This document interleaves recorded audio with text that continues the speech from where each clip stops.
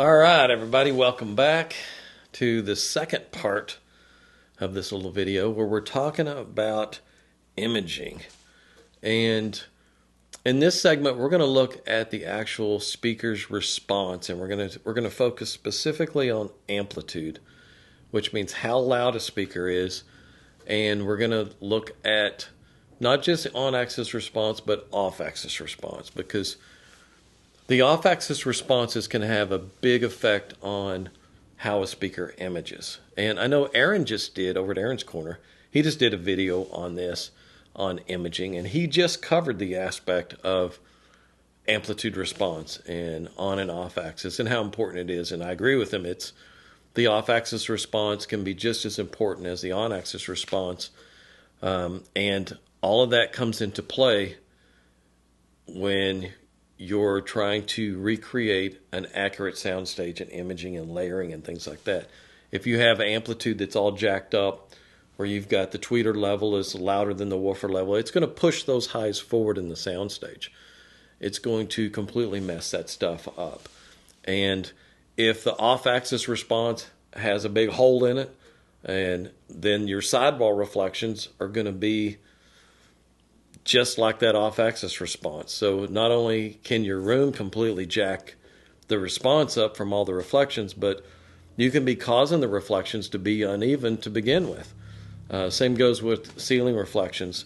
Most people don't have treated ceilings, and especially if they're only 8 feet above your head, that ceiling reflection is a big reflection area. And if you've got a vertical off-axis, that means as you move vertically up and down on the speaker, and these drivers start changing the arrival in time due to the change in distance, it can cause huge holes in the response, and now you've got a reflection that's really uneven, and it can really jack with what you're hearing directly from the speaker as that arrives. It can be in phase or out of phase, and it can cause phasiness in the way it sounds. It can just completely disrupt a lot of those things that were in the imaging. When we're trying to maintain that original signal, it needs to be accurate and uninterrupted by your room reflections, and your off-axis response is exactly what your room is going to have to deal with. So let's look at some really good examples of some speakers that we've done that image like crazy. They image really well. And one of the reasons, not all of the reasons that they image really well, but one of the reasons is because the off-axis response looks so good horizontally and, more importantly, a lot of the times, vertically. So my favorite, I know it's Ron's favorite too. He loves XLS Encores. It's our most popular speaker. We've sold more of these than any other speaker. Dollars for dollar, I mean, bang for the buck, XLS Encore gets you the most for the least amount of money. And I know Jay Lee up at Jay's Iyagi. I don't know I hope I didn't say that wrong.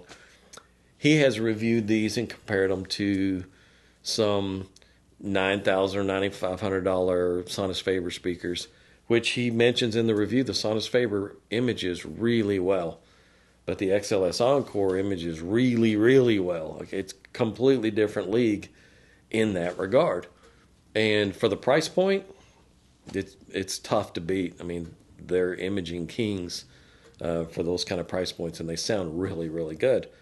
And one of the reasons they image so well is the accurate frequency response on and off axis. So let's look at just a frequency response. I think we may have taken off of this one, or maybe it's an older one. Let's see. This was taken, this was off of one of these speakers, and didn't gate it very well. It left a little whoop-de-doo down at the bottom there, but overall frequency response is really smooth. And the spectral decay on this thing, super clean. That's another thing that really helps. But what we're looking at today is the horizontal and vertical off-axis. Let's start with the horizontal off-axis, which drops off really well. I know it looks like there's a little bit of a broader area when you get 30, 40 degrees off-axis, right in the tweeters range from about 2K to 4K. And there is a little bit. You also have to remember that this scaling is 25 dB top to bottom, and that's 5 dB increments between those. So that's only a couple of dB of a rise compared to how it's dropping off, and that's in the 30 to 40 degrees off axis. So it's not that much of a change in the way it's dropping off horizontally. The room is going to be 10x to the response of what the response really is right here. The room is going to be your big factor. But horizontally, this speaker maintains a really great sound left and right. And then, because the acoustic centers are real close together and they're crossing at a really low crossover point of about 1800 hertz, as you go up vertically, it maintains a really consistent response vertically. Let's look at the vertical off axis, and you can see it looks fantastic in that regard. So one of the reasons the speaker images so well is maintaining that great vertical and horizontal response. Now, excuse me. Let's look at this little model here. I have a bunch of these I was going to pull up here, but I just can't get them all on the table at once. This is the new NX Bravo, and the NX Bravo uses our Neo 3 planar magnetic tweeter in a waveguide with the little M130. This is a finished model, and it looks gorgeous. I think it's in mahogany or something, and the finish is just beautiful on this little speaker. So let's look at the on-axis frequency response of this thing, and you can see it's a flat line. And another reason this thing is so outstanding the way it sounds is the spectral decay is super clean on this speaker, man. I mean, it plays and it stops. There's no ringing. There's no stored energy. It's phenomenal. But let's look at what is it doing in the room. Let's look at the response horizontally. Let's throw that up and look at it, and you can see it even better than what the XLS Encore is. Because of this waveguide and the way it works and the way it's controlling dispersion, it drops off really smooth, big wide image. So it's not going to give you a sidewall reflection that's going to be all over the place. There's not going to be any big holes or dips or something there where it's an uneven sidewall reflection. It's going to be pretty consistent with the on-axis response. Likewise, because the acoustic centers are so close together, and because it's crossed so low, which is actually crossed at nearly 1,000 hertz, that's a pretty low crossover point. So as you go vertically up and down, it makes almost no difference in the frequency response. It maintains a great frequency response in the vertical off axis. So it's phenomenal in that regard, and that's one of the reasons that this speaker images like crazy. It images really, really well. Now, we're going to get into something here that's over the top. And it's over the top for some other reasons. But one of the reasons is just an even in-room response. And that's this new little model here that I'm doing in conjunction with Ron over at New Record Day. We've got 3 models that we're putting together. Let me set this thing down. And this is the first model. We're still kicking names around, trying to get the name just right. And we'll get it figured out. This thing is heavy. This is the production model cabinet that we signed off on. We got a pair of these sent in. There's 3 different finishes. This one is black with the walnut sides. We're going to have a dark gray with a reddish dyed, reddish stained wood panel on it. So kind of a dark gray with red. And then we've got one that's a white body with maple on it. And so these things, it's taken a lot to get these finished up, to get all the cabinets made, all the stuff that we're having done in order to produce these as a finished product. It's taken a little bit of time, but we're getting there. So wideband driver at the top, LGK up there at the top, 3-inch driver, M130 below, super hard, super solid, non-resonant. We've pulled out all the stops on this thing. And so I'm going to show you the frequency response on this thing. And we're going to talk about a little thing going on at the very top and kind of how we've tried to figure out, do we want to address that or not. And we're going to look at some things that take these over the top when it comes to imaging. And these are setting completely new mile markers. You know, they're raising the bar levels past anything that we've ever heard, seen, or worked on in regards to those specific areas. And so part of it is frequency response. The frequency response on this little driver here has a little bit of a peak up at the very top.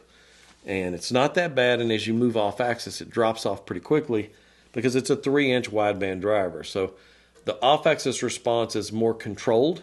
It's not as wide as if it were using a tweeter, so it's a little more forgiving of different rooms. So it was kind of a question of, do we attenuate that little peak or do we not?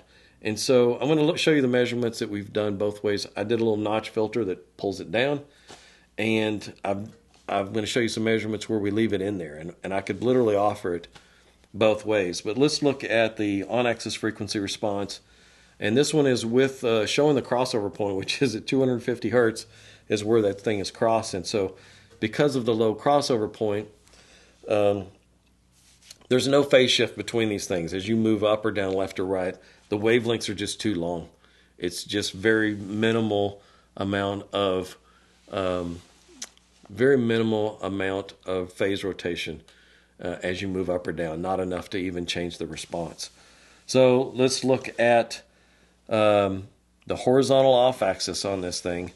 And as you can see, the top end drops off pretty well, but the rest of it maintains a pretty good response. So it's very consistent. Up there at the top where you'll get those high-frequency reflections in your room, they're not really there. And let's look at it again. Let's look at the same speaker without the notch filter on the top. That one was with a little notch filter to flatten the top completely out. On this one, and the way this one is set up, this particular one, it has that little bit of a kick at the top. But let's look at the off-axis responses. The orange line is 10 degrees off-axis. And when we set these things up, we typically set them up to where you're in about 10 degrees off-axis. And that presents an incredible output within the room that balances out really well in most rooms. And it gets you off-axis just a little bit. And that little peak up top has dropped out. You're only going to hear that peak if you're right in line with the speaker. You start moving off just a little bit, and it drops right off. So orange line, it's almost already gone. You're only about a 2 dB bump at the top, which we'll take a 2 dB bump at 12K or 13K all day. That's so far up there in frequency. There's only overtones up there. There's no fundamentals of any part of the music way up there.